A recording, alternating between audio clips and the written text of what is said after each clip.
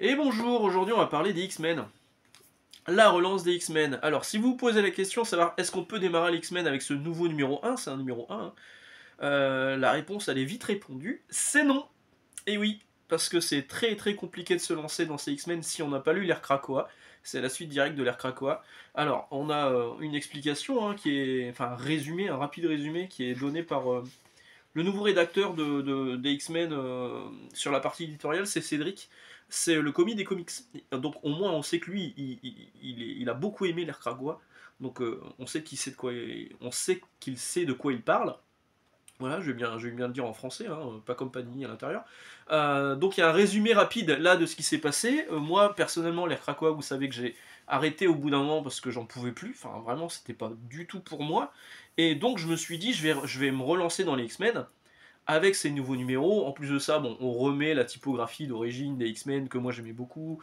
On a une nouvelle équipe dirigée par Cyclope avec des personnages plutôt intrigants, style le Fléau qui est là, Beast qui est ici, on a Magic, on a Psylocke. Euh, Lui c'est Quentin Quire, et ce personnage là par contre je le connaissais pas trop. Bah ouais, c'est un nouveau perso, enfin c'est un nouveau perso, il était dans l'ère Krakoa, pour moi c'est un nouveau perso. Euh, donc il y a la série X-Men, il y a la série Uncanny X-Men. Alors première surprise, il y a des lithographies. Voilà. Il y a des lithographies. On ne le savait pas, il me semble que Panini n'avait pas communiqué là-dessus. En fait, il y aura 8 parties de cette lithographie. Voilà, ça c'est une première partie de la litho. C'est entièrement dessiné par Todd Nock. Alors j'ai vérifié, c'était une illustration qui avait été faite en exclusivité pour un shop ou je ne sais quoi. Bref, Panini a récupéré cette énorme illustration en 8 parties. Vous pourrez tout découper, hein, ça se découpe assez facilement. Et vous pourrez les coller entre eux pour avoir une magnifique illustration illustrée par Todd Nock. D'ailleurs, ils auraient pu le dire que c'était Todd Nock, c'est pas expliqué. Donc, dans le numéro 1 que vous avez ici, chaque numéro coûte 16 balles. Il y a une édition collector qui est un peu plus chère en couverture dure avec variante cover, ça vous avez l'habitude.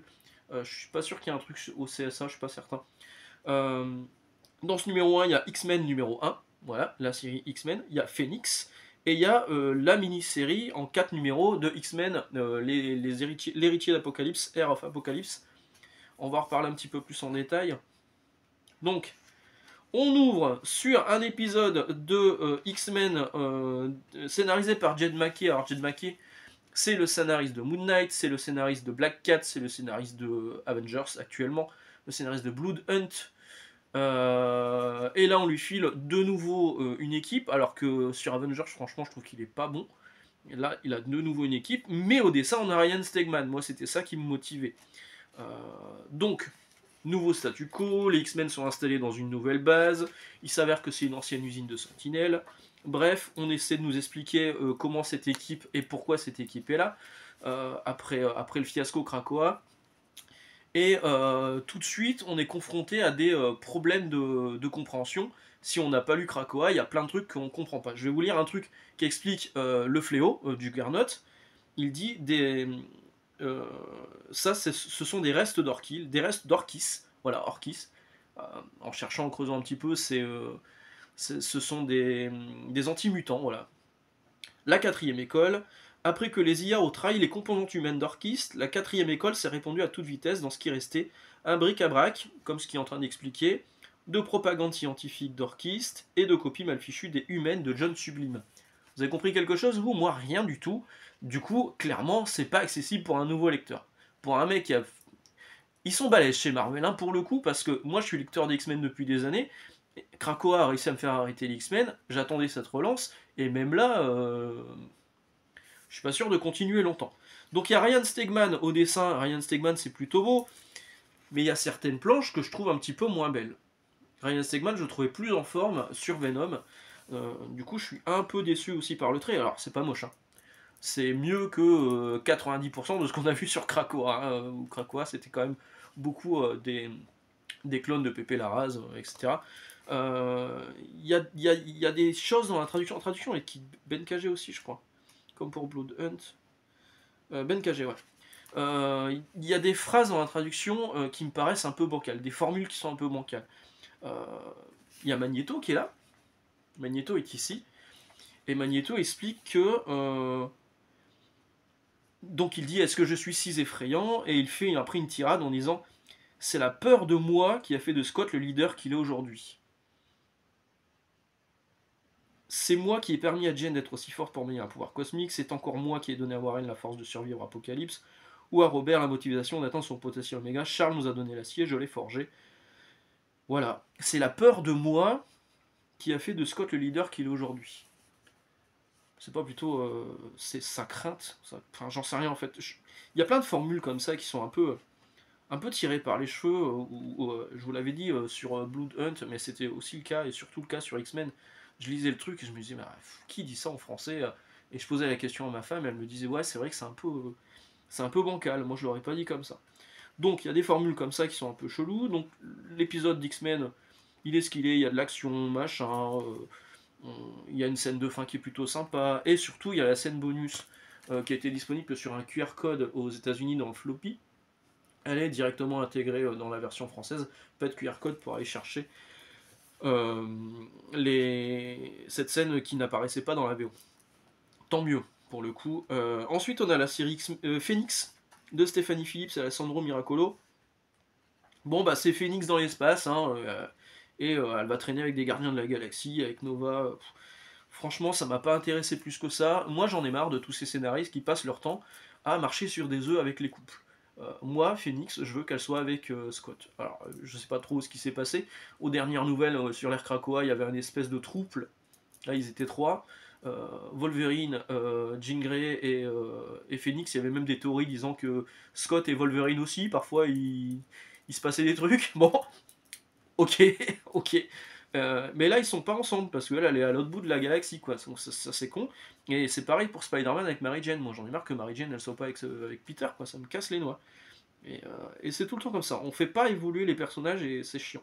Donc, Phoenix, bon, j'ai pas trouvé ça nul, mais j'ai pas trouvé ça fou non plus. Il y a aussi une scène bonus à la fin. Et ensuite, on a les 4 numéros d'Air Apocalypse qui sont scénarisés par, je ne sais plus, Steve Fox et dessinés par Neto Diaz. Alors, le dessin de Neto Diaz, c'est ce qu'il y aura de plus sympa dans le truc. Hein. Voilà. C'est un dessin comics assez classique, plutôt pas moche. Hein. Mais 4 épisodes pour nous raconter un peu rien du tout. Et à la fin, Apocalypse trouve son nouvel héritier. Bon, évidemment, il y avait plusieurs candidats. Quand vous lisez le truc, vous dites le candidat le plus adapté possible. Bah voilà. Je spoil un petit peu, mais ouais, c'est débile. Et est-ce qu'il y aura des conséquences par la suite? Ouais, peut-être à un moment, mais bref. Donc le numéro 2 aussi est sorti avec en couverture Deadpool, histoire de faire vendre un peu plus. Dans cet album, il y a un extrait de Free Comic Book Day, Blood Hunt X-Men, enfin c'est surtout la partie X-Men du Free Comic Book Day. Uncanny X-Men, qui est l'autre série mère des X-Men. X-Force, qui est pas... Non, qui est pas fou, c'est pas ça que j'ai aimé. NYX et X-Factor. X-Factor, par contre, j'ai trouvé ça pas mal. Et le deuxième épisode d'X-Men de Jen McKay. Donc, on continue, hop. Le numéro introductif du Free Comic Book Day, où on voit que Jubilee est là, et Jubilee, elle est plus puissante que jamais. Enfin, elle est plus puissante que jamais. En fait, il y a une nana aussi qui s'est installée dans l'ancienne X-Mansion. L'Institut Greymalkin, enfin bref. Il y a des nouveaux mutants qui apparaissent sur le monde, sauf que ces mutants, leur pouvoir se manifeste non pas à l'adolescence comme habituellement, mais à l'âge adulte. Du coup, les X-Men se posent des questions, savoir qu'est-ce qui va se passer, etc. Et donc là, c'est la création, le Free Comic Book Day, c'est vraiment l'installation de ce nouveau personnage dans l'Institut Xavier pour les étudiants. Puis arrive l'épisode de Gail Simon et David Marquez. David Marquez, c'est cool, franchement, c'est bien. Gail Simon, c'est pas mal. Disons que c'est du X-Men un peu plus classique, et moi c'est ça que je voulais voir. Maintenant, c'est pas une équipe, c'est la formation d'une équipe, mais c'est une équipe qui va se former un peu par la force des choses. C'est Rogue qui a envie de former une équipe, et puis tout le monde va graviter autour d'elle. Donc forcément Rémi Lebeau, Gambit, il y a Wolverine. Wolverine qui dans l'épisode d'X-Men dit à Cyclope moi je te préviens, je veux pas faire partie des X-Men, il se barre et en fait il va faire partie de l'équipe des X-Men de Rogue, de Malicia. Bon, ok, très bien. Il y a une scène un peu touchante avec un enfant qui est malade et qui voit les X-Men comme ses idoles. Cette scène est plutôt sympa. Cet épisode est pas mal. On voit qu'il y a des nouveaux personnages qui vont arriver aussi sur la fin, des nouveaux mutants également. sur tout ce que j'ai lu là, sur les deux premiers numéros d'X-Men en français, c'est vraiment Uncanny X-Men qui a trouvé le plus grâce à mes yeux, mais c'est pas non plus complètement ma boule, quoi. On a vu quand même bien mieux. Quand je pense qu'on critiquait quand même vachement la période de Scott Lobdell ou Fabian Nicieza, je trouve qu'on est encore en dessous. Hein. On est encore en dessous. Ensuite, on a X-Force avec, avec Deadpool. Et oui, il fallait bien le placer quelque part. C'est pas ma boule, c'est Geoffrey Thorne au scénario, c'est Marcus To au dessin, donc c'est pas trop moche. Mais Marcus To, je crois qu'on l'avait déjà vu hein, sur Dawn of X, etc. C'est pas très intéressant, je trouve. Ensuite, on a NYX, Jadson Lansing et Colin Kelly au scénario. Au dessin, on a Francesco Mortarino. Bon, bah c'est Kamala Khan qui est là. On a découvert récemment que c'était une mutante, donc du coup, on va l'intégrer dans une série X, à savoir NYX, qui est une série un peu plus urbaine, avec des mutants qui vont se réunir ensemble, mais plus dans les grandes villes plutôt que s'enfermer dans une usine de sentinelles perdues. Et on voit d'autres personnages qui sont un peu les seconds couteaux des mutants qui vont se réunir ensemble. Il y a du potentiel. Maintenant, il faut voir ce premier épisode, il n'est pas hyper convaincant, mais il y a du potentiel. Surtout quand on voit que une faction, vous savez, avant il y avait les nouveaux mutants et il y avait un groupe on va dire de mauvais mutants étudiants qui étaient là face à eux. Et en fait, ces personnages-là, on va les revoir un petit peu dans cette série-là. Donc, c'est pas inintéressant. La dernière série, non, il y en a encore une après. Donc l'avant-dernière série de Mark Russell et Bob Quinn au dessin, c'est Factor X qui est là, qui rappelle énormément la série X-Force de Milligan, c'est Milligan, hein, et All Red, qui fait aussi un petit peu penser à la dernière série en date de Youngblood, avec ses super-héros à louer, avec des applications. Enfin bref, là c'est des super-héros qui sont engagés par le gouvernement américain, mais qui sont aussi là pour montrer la bonne facette des mutants. Et donc ce sont un petit peu des mecs qu'on met en avant, c'est un peu la télé-réalité, mais avec des mutants, quoi. En plus de ça, ils sont interchangeables, donc il y a un côté un petit peu Suicide Squad, je vais y arriver aussi. C'est intéressant, les personnages que vous allez voir apparaître dans la série au début, c'est pas forcément ceux que vous allez retrouver à la fin de l'épisode. Et c'est plutôt sympa, il y a des personnages que moi j'avais pas vu depuis longtemps, c'est Morph, hein, je crois, qui est là. Non, il s'appelle Cameo, mais c'est vrai que du coup il rappelle vachement Morph.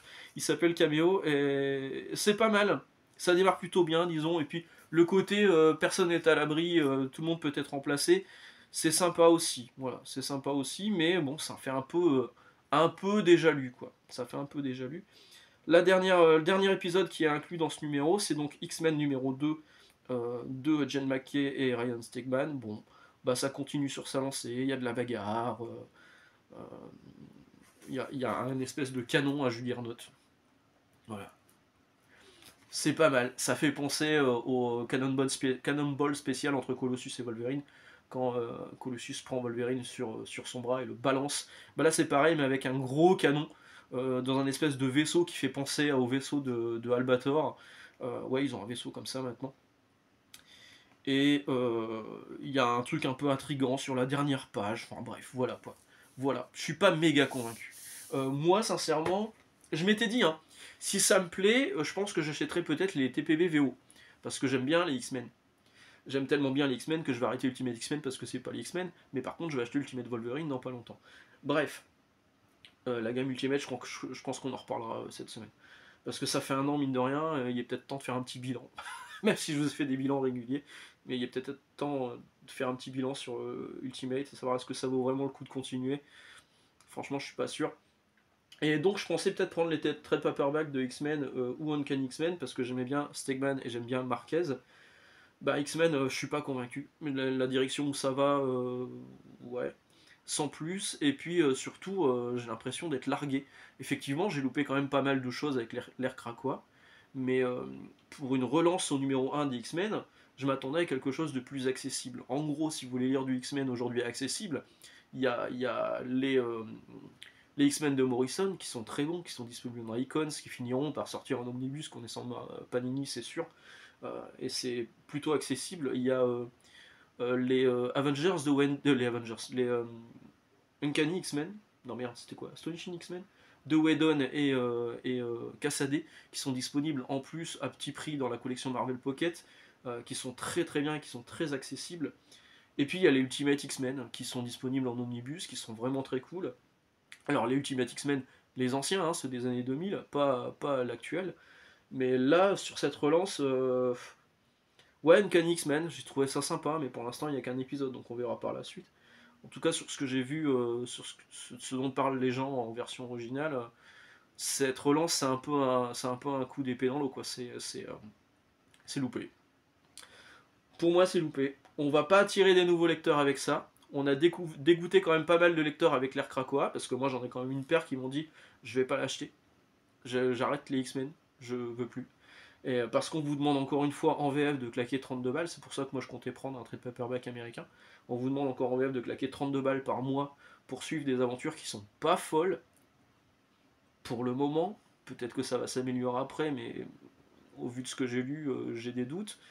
Euh, voilà. Vous en faites ce que vous voulez. Moi aujourd'hui, je partirai pas là-dessus. Et si vous voulez démarrer les X-Men, c'est clairement pas avec ce nouveau numéro 1 qu'il faut démarrer parce il y a trop de passifs à connaître et peut-être pas assez d'explicatifs aussi sur l'historique de certains personnages. Bref, pour moi c'est une déception. Je sais pas ce que vous en pensez. On va en discuter dans les commentaires du coup. Et puis je vous laisse là. On se retrouve jeudi où on parlera sans doute de l'univers Ultimate. En fait, j'ai deux idées pour cette semaine. Soit je parle de l'univers Ultimate, je fais un bilan de l'univers Ultimate parce que ça fait un an que c'est là. Que Ultimate Black Panther, il y a de grandes chances que j'arrête et je vous expliquerai pourquoi. Ultimate X-Men c'est terminé. Enfin bref, il y a des choses comme ça. Soit je vous fais un petit bilan des lectures VO que j'ai faites ces dernières semaines. Euh, si vous me suivez sur Instagram, vous avez vu ce que j'ai dit sur Absolute Superman, Absolute Wonder Woman et Absolute Batman. Mais pourquoi pas en faire une version vidéo, j'en sais rien. On verra jeudi, hein. Excellente journée, excellente lecture. À jeudi. Ciao.